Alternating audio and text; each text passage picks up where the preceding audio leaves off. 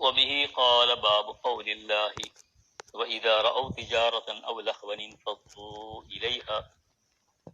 وبه قال حدثنا طلق بن همام قال حدثنا زائدة بن حسين عن سالم قال حدثني جابر رضي الله عنه قال بينما نحن نصلي مع النبي صلى الله عليه وسلم إذ أقبلت من الشام عير تحمل طعاما فالتفتوا إليها حتى ما بقي مع النبي صلى الله عليه وسلم إلا 12 رجلا فنزلت وإذا رأوا تجارة أو لهوا انفضوا إليها. یہ باب قول اللہ وَإِذَا رَأَوْا تِجَارَةً أَوْ لَهْوًا انفضوا إِلَيْهَا. یہ آیت کتاب البیوع کے تحت دو آیات جیسے تین آیات ذکر کی تھی، یہ آیت تھی ایک نسخہ، تو وہی کہ آیات وہاں ترجمے کے تحت نہیں ہے تو پھر کوئی اشکال نہیں، اور اگر ترجمے کے تحت ہے تو پھر اشکال ہوگا تکرار کا کہ کیوں مصنف نے جب وہاں اس آیت کو ذکر کر دیا تو اب اس کو ذکر کیوں کر رہے ہیں. اس کا جواب یہ ہے کہ امام بخاری رحمۃ اللہ علیہ فرمانا چاہتے ہیں کہ تجارات جو ہے بعض محمود ہیں اور بعض مذموم ہیں. یہاں تجارت مذمومہ کا تذکرہ ہے جہاں تقدیم تاخیر ما حق و تاخیر یفید، کیا تقدیم ما حق و تاخیر والا مسئلہ ہے کہ جس کو آگے کرنا چاہیے اس کو آگے کرو، جس کو پیچھے کرنا ہے اس کو پیچھے کرو. الاول فالاول کی ترتیب رہے گی تو وہ بیع و شراء جائز ہوگی، درست ہوگی. اور اگر ایسا نہیں ہے بلکہ حقوق اللہ کو مؤخر کیا اور حقوق العبد کو مقدم کر دیا تو یہ معنی اگر تجارت میں ہے تو یہ تجارت درست نہیں ہوگی. اس مضمون کو بیان کرنے کے لیے مستقل آیت اور اس کے تحت مستقل روایت آپ نے ذکر فرما دی. وہاں صرف آیت کی روایت نہیں تھی، یہاں آپ نے اس کے شان نزول کے سلسلے کی روایت جو ہے اس کو بھی آپ نے ذکر کر دیا. یہ غرض بیان کی گئی ہے. واللہ تعالی عالم. ما قبل سے ربط اگر آپ دیکھیں شبہات کا بیان تھا تو شبہات کے بیان سے فراغت کے بعد اور وسواس کی صورت آخر شبہات والی بیان کرنے کے بعد اب صورت تیقن کو بیان کرنا چاہتے ہیں. وہ صورت وسواس شبہات کے بیان کہ 3 باب اور آخری باب تھا وسواس کا اور یہ باب ہے تیقن کا. یعنی اس میں تو بالکل متیقن طور پر کہا جا سکتا ہے کہ ایسی بیع و شراء جو ہے یہ جائز نہیں ہے، اس سے آدمی گناہگار ہوگا اگر یہ ترتیب رکھی جیسا کہ اس باب کے تحت جس ترتیب کو ذکر کیا گیا ہے. یہ معنی گویا بیع کا متیقن ہے. واللہ عالم بالصواب. باب قول اللہ وَإِذَا رَأَوْا تِجَارَةً أَوْ لَهْوًا انفضوا إِلَيْهَا وَتَرَكُوكَ قَائِمًا.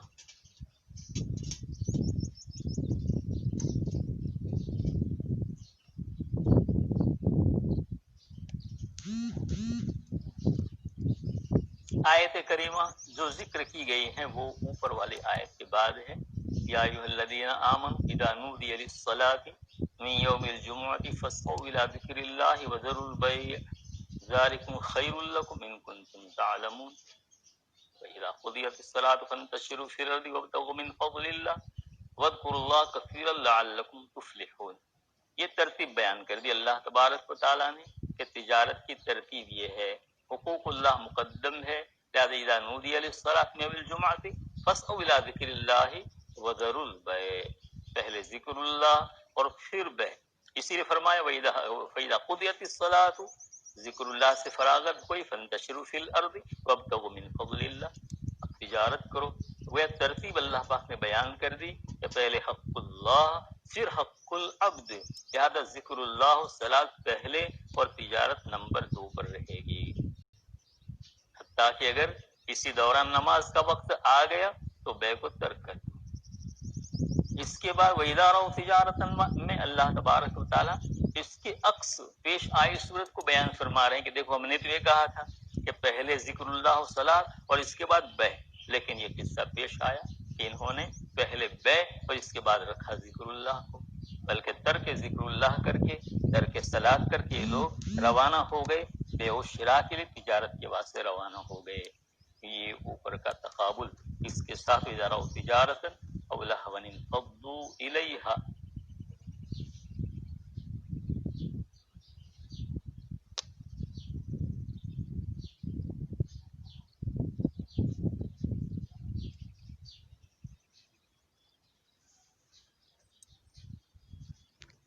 इस तर्जमे से इब्न हजर रहमतुल्लाह अलैह फरमाते हैं कि इमाम बुखारी रहमतुल्लाह अलैह ने इस तर्जमे से इधर इशारा किया है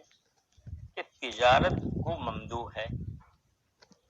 इस एतबार से कि मकासिब हलाल से,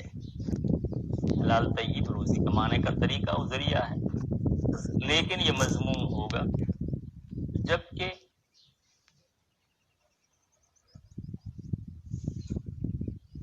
इस पर जिक्रुल्लाह, इसको मुकद्दम कर दिया जाए जिक्रुल्लाह पर और सलात पर। जैसा भी हमने अर्ज किया कि जिसका हक है मुकद्दम करने का उसको मुकद्दम करो, और जिसका हक है मुअख्खर करने का उसको मुअख्खर करो। यानी हुकूकुल्लाह पर अगर हुकूकुल अब्द को मुकद्दम कर दिया गया तो ऐसी तिजारत जो है वो मजमूम है। इसलिए रसूल अकरम सल्लल्लाहु अलैहि वसल्लम फरमाते हैं कि जब यह वाकया पेश आया तो 12 आदमी रह गए थे, जिसका आगे जिक्र किया है। आपने फरमाया अगर सब चले जाते तो पूरी वादी आग से भर जाती और सबको जलाकर राख कर देती, अल्लाह का गजब नाजिल हो जाता। ऐसी तिजारत अल्लाह के मकबूल है, वो तिजारत महमूद है और बेहतरीन जरिया है रोजी कमाने का। लेकिन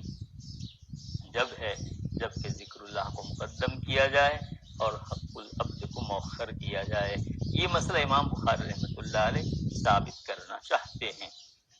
हज़रत शेख रहमतुल्लाह अलैह ने आपके अबवाब में भी इस पर गुफ्तगू की है। आप फरमाते हैं फी बयान शुबहतिल आरिज़ा, इस आयत करीम और इस बाब में शुबहतुल आरिज़ा का बयान है। यानी तिजारत महमूद है मकासिब हलाल होने की वजह से, मिनल मकासिबिल हलाल होने की वजह से, लेकिन जब कोई शुबह आरिज़ा पेश आ गया, एक शुबह, और वो शुबह कविया, वो शुबह मुतयक्कन है, तो इसके बाद ये तिजारत जो है वो मजमूम हो जाएगी। बात भी है, थोड़ा सा लफ्ज का फर्क है। ये है तर्जमतुल बाब का खुलासा और गरज इमाम बुखारी रहमतुल्लाह अलैह की रिवायती। अन सालिम क़ाल हद्दसनी जाबिर क़ाल बैनमा नहनु नुसल्ली मअन नबी सल्लल्लाहु अलैहि वसल्लम। इस दौरान के हम लोग नबी अकरम सल्लल्लाहु अलैहि वसल्लम के साथ नमाज पढ़ रहे थे, शाम से काफिला आया जो गल्ला लेकर आ रहा था, तहमिलु तआमन फल्तफतु इलैहा, लोग काफिले की तरफ मुतवज्जे हो गए, यहाँ तक कि नबी अकरम सल्लल्लाहु अलैहि वसल्लम के साथ नहीं रहे मगर 12 फर्द। तो ये आयत नाजिल हुई वइज़ा रअव तिजारतन अव लहवन इंफ़द्दू इलैहा व तरकूका क़ाइमा। ये आयत नाजिल हुई, इस सूरह जुमा की आयत नाजिल हुई। यहाँ पहली बात यह है कि 12 अफराद कौन, इसकी वजाहत यहाँ नहीं है। और कस्तलानी जिक्र करते हैं कि मुस्लिम की रिवायत जो अन खारिज तहान मुस्लिम में है कि हज़रत जाबिर कहते हैं अनफी, क्योंकि रिवायत जाबिर रज़ी अल्लाह अन्हु की है। हज़रत जाबिर फरमा रहे हैं कि जो लोग बाकी रह गए थे उन बाकी रहने वालों में मैं भी हूँ। और दूसरी मुस्लिम शरीफ की रिवायत अन हुशैम है, इसमें यह फीहिम अबू बकरिन व उमर, इसमें अबू बकर उमर थे 12 अफराद में। और कस्तलानी ही ने सुहैली के हवाले से नकल किया है बिसनदिन मुनक़तिइन कि ये 12 अफराद जो रह गए थे आपकी खिदमत में वो अशरे मुबश्शरा और बिलाल इब्न मसऊद हैं। बहरहाल सब ने अपने अपने तौर पर तायीन की है। और वही तौज़ीह की रिवायत में तज़किरा जो है 12 अफराद के साथ एक औरत का भी, तो 12 मर्द और एक औरत। 12 मर्द कौन है? अशरे मुबश्शरा हजरत बिलाल इब्न मसऊद, हजरत जाबिर कहते मैं भी इन लोगों में से हूँ। बहरहाल ये कदर इसकी वजाहत है कौन रह गया था, कितने लोग रह गए थे। एक लफ्जी बहस यहाँ है बैनमा नहनु नुसल्ली, اسی کو شراح نے تھوڑا سا اٹھایا ہے، سوال قائم کیا ہے۔ عینی نے بھی لکھا، قسطلانی نے، کوثر الجاری، سب نے یہاں ایک ہی بات لکھی، لیکن جو عینی اور قسطلانی کہتے ہیں وہ تھوڑا محل اشکال ہو سکتا ہے، آپ تھوڑا غور سے سنیے۔ وہ کیا کہہ رہے، بینما نحن نصلی، اس دوران کہ ہم لوگ نماز پڑھ رہے تھے کہ وہ قافلہ آیا، تو اس سے پتہ چلتا ہے کہ خلال صلاۃ قافلہ آیا اور لوگ فوراً گویا نماز کے دوران ہی، درمیان ہی نماز چھوڑ کے قافلے کی طرف متوجہ ہو گئے، چلے گئے۔ حالانکہ روایت میں یہ ہے، جہاں مزید وضاحت ہے کہ آپ صلی اللہ علیہ وسلم خطبہ دے رہے تھے اور خطبے کے دوران قافلے کی آمد کا گویا کوئی ڈھول بجا، باجا بجا، جو کچھ ہو تو جس کو یہ لوگ بجایا کرتے تھے قافلے کی آمد پر، تو یہ خلال خطبہ پیش آیا۔ بہرحال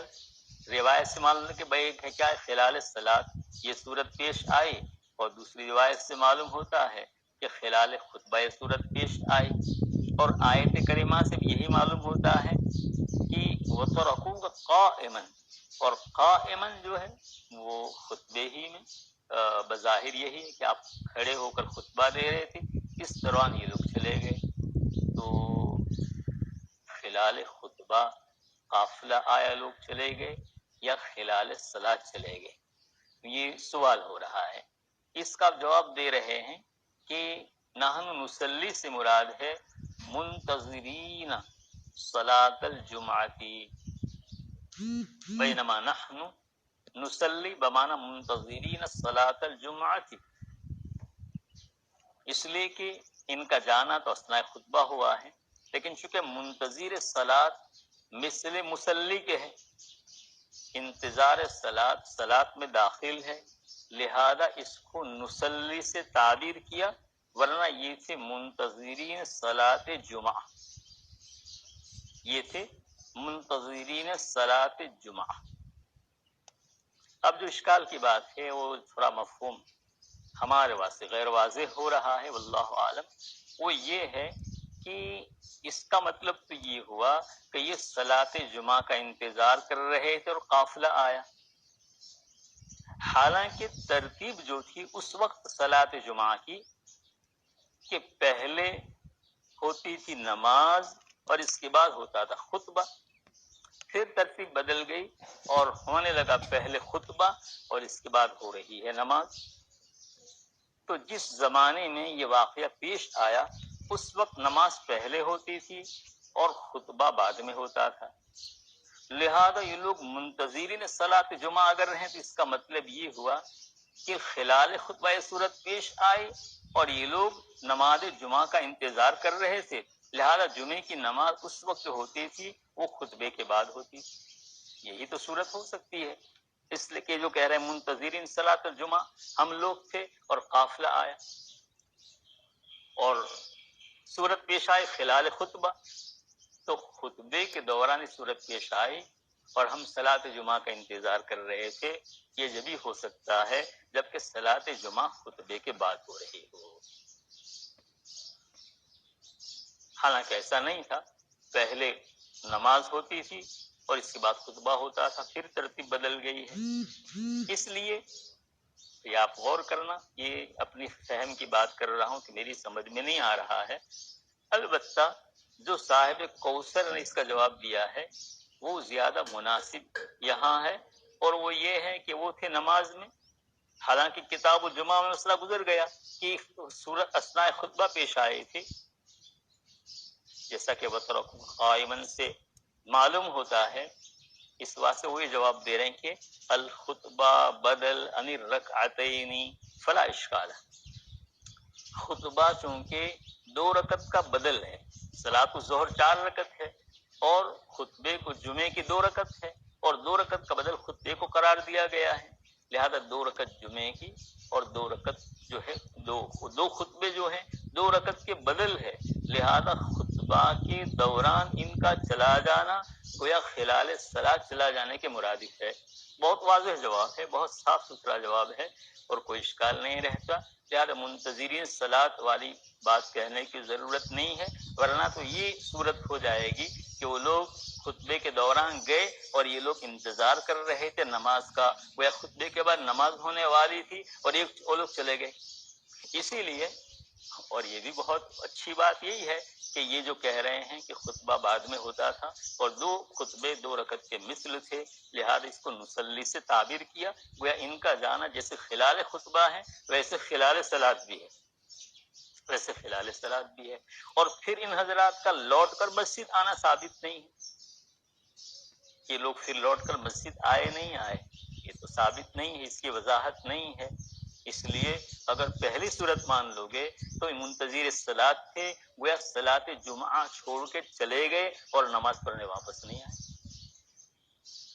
اس لیے بہتر جواب یہی ہے کہ خلال خطبہ صورت پیش آئی اور خلال خطبہ بمنزل خلال صلاۃ ہی کے ہے، اس لیے کہ 2 خطبے بعد والے وہ صلاۃ ہی کے قائم مقام ہے، یہاں سے لوگ چلے گئے تھے، واللہ تعالی اعلم بالصواب۔ بینما نحن مسلمان نبی صلی اللہ علیہ اقبلت من الشام فیر دحیہ کلبی، یا اور کوئی صحابی قافلے کو لے کر آئے تھے، تحمل طعاما فالتفت الیہ، اور مدینے میں قحط سالی تھی، اس لیے لوگوں کو یہ تھا کہ اگر ہم لوگ دیر کریں گے تو دوسرے لوگ اللہ لے کر چلے جائیں گے، ہم لوگ محروم ہو جائیں گے، اس واسطے یہ لوگ فالتفت الیہ اس کی طرح متوجہ ہو گئے، حتی ما بقی من نبی صلی اللہ علیہ وسلم الا 12 رجلا ہو گیا، فنزلت فالتفتوا الیہا اے فانفضوا تفرقوا، مراد فانصرفوا الیہا، فنزلت واذا رأوا تجارۃ لهوا انفضوا الیہا